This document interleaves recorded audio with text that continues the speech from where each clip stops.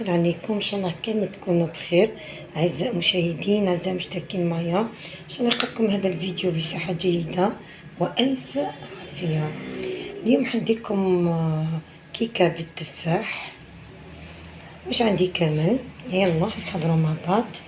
عندي 4 حبات تاع تفاح من النوع الاخضر، جوزتهم في سكرفاج جيني غابي. واش نحط له كامل؟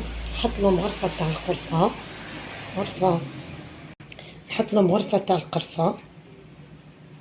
تقدري ديري موافر كبيره على حبيتي ذوق بزاف تاع قرفه. انا حطيت غرفه تاع قرفه. دوك نحط لها 2 مغارف تاع السكر.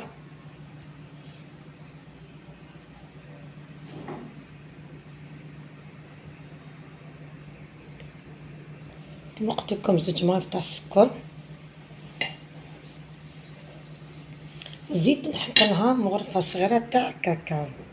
صافي واش حطيت كامل؟ حطيت مغرفه تاع قرفه، 2 مغارف كبار تاع السكر. دوكا نحط لها مغرفه تاع القرفه، عفوا غرفه تاع كاكاو الغير محلى، مغرفه تاع كاكاو. نخلط كل شيء. انا التفاح تعرفوا كامل التفاح يكحل اذا ما درتيلوش القارص. انا واش درت؟ كي قشرتهم درت لهم شويه قارص باش ما يكحونيش. واش درت كامل؟ درت 4 حبات تاع التفاح موين، وحطيت مغرفه صغيره تاع القرفه، حطيت 2 مغارف كبار تاع السكر ومغرفه تاع كاكاو. دوك نزيد نحط لها نصف كاس تاع الجوز على راس المغرفه صغيره، شويه تاع جوج الطيب. صدقوني هذا الخليط يعطي بزاف البنه للكيكه. ملاحظه، الجوز تقدري ديريه دركا مع هذا الخليط، ولا تقدري ديريه كي نخلط الكيكه. يلا هذا الخليط نخليه على جنب ونبداو نخلطو نحضروا الكيكه. واش عندي؟ عندي 4 حبات بيض. والله كسرت حبه بيض، ندير لها كاس تاع السكر يكون معمر، والبيض يكون على درجه الغرفه، ونخلط. واش درت؟ حبه 4 بيض يكونوا على درجه الغرفه، كاس تاع السكر. نبدا نميلونجي. لازم تخلطي حتى اللي خليط كريمي. لازم تخلطي حوالي 4 دقائق.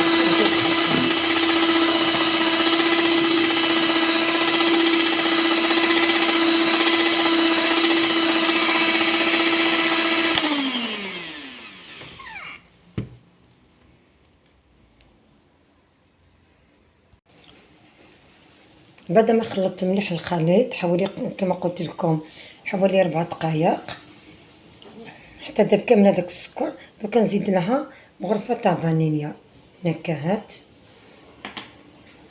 ونخلط. بعد ما خلطت هذيك لافاني دوكا نزيد لها كاس تاع الزيت ناقص 2 دوا، نفس الكاس اللي عبرت به السكر. راكم تشوفوا كاس ناقص 2 دوا تاع الزيت. خلط نديرهاش على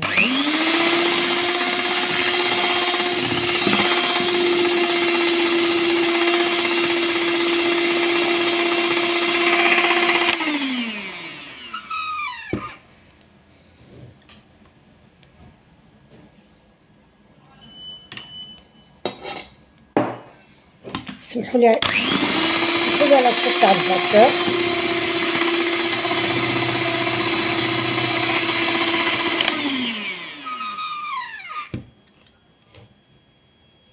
يعني درتها نديرها على 3 مرات هذاك الزيت. بعد ما خلطت هذاك الزيت دوكا نزيد نفس الكاس كما قلت لكم اللي عبرت به، نزيد لها كاس حليب ومع 2 مغارف كبار تاع زبادي.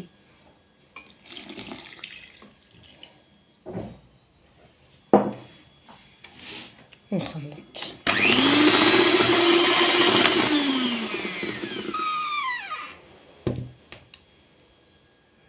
بعد ما خلطت كلش دخلت كامل هذاك الحليب. دوكا واش ندير؟ دوكا نحضر الفرينه. واش نحط لها؟ نحط لها حوالي 2 كيسان تاع فرينة ونصف، نزيد النص، 2 كيسان ونصف تاع فرينة زائد مغرفة كبيرة. دوكا واش نحط لها 2 شاشي دو لا ليفور،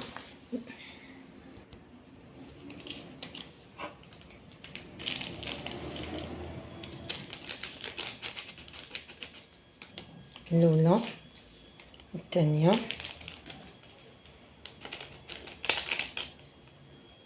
وعلى راس المغرفه بيكربونات الصودا. بسم الله. وعلى راس المغرفه بيكربونات الصودا، ونخلط كلش.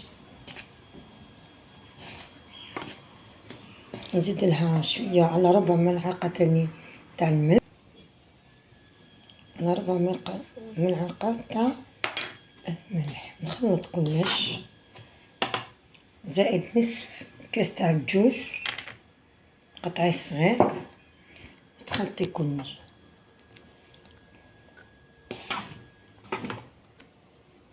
الجوز يعطي لها فريمون بنة رائعة. دوكا نبدا نفرغها على مرتين.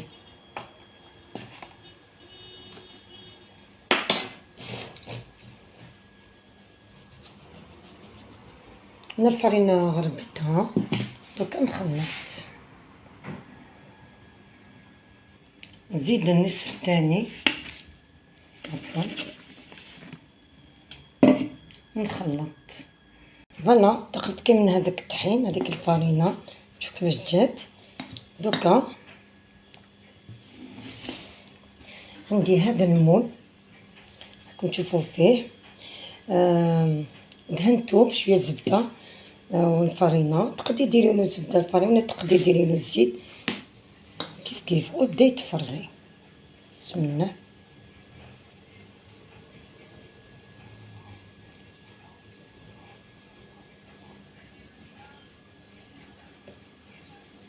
فوالا نحط قبل نص تاع الاول. دوكا واش ندير،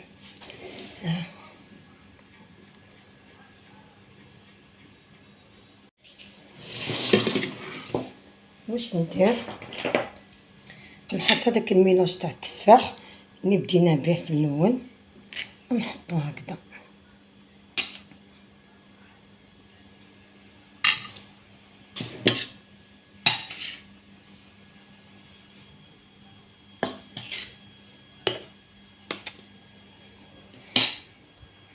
ونشد العود هكذا نمشيها.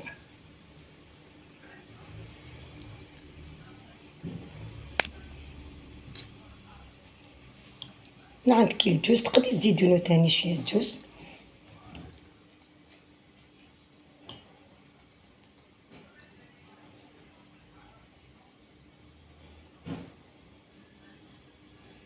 ونكمل نفرغ.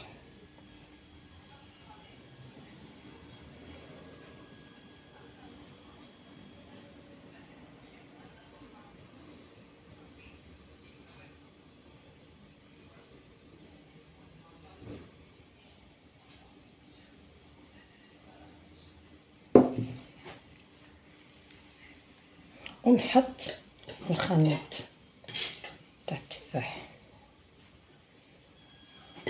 تنكمل كامل الكميه. فوالا زيدي ديري هكذا ان كوردون باش يكمل هذاك التفاح.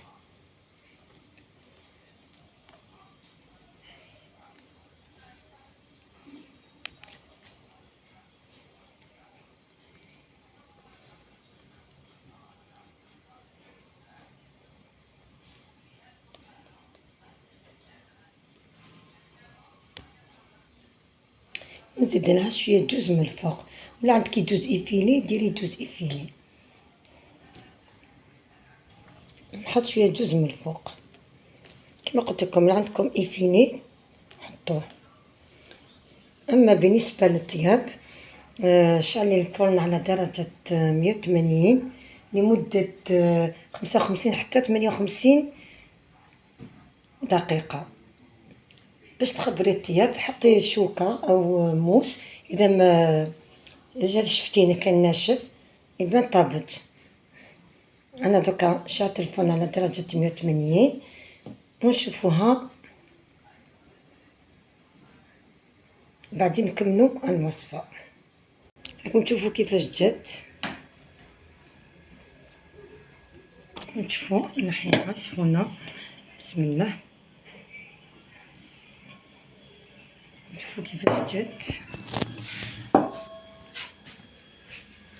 عالية. كنزينوها بتزيين خفيف، نحط لها صوص كراميل.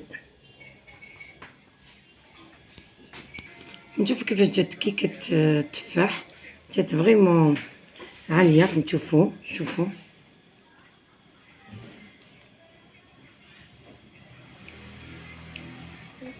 بربع بيض وانت تحصلتي على كيكة التفاح، ذوق رائع. سورتو هذيك البنة تاع التفاح تاع القرفة تاع الجوز. دوك نديرها تزيين خفيف، دوك نزينها تزيين خفيف. راكم تشوفوا بالكراميل. هذه الكراميل، هذه الكراميل اللي شفتها كيفاش جات القوام ديالها. شوفوا الصوص تاع الفرمان. دوكا نبدا نحط عليها هكذا،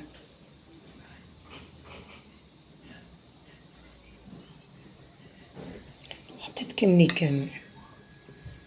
شهيتكم في الجنة اذا عجبكم، ونحط لها الجوز من الفوق.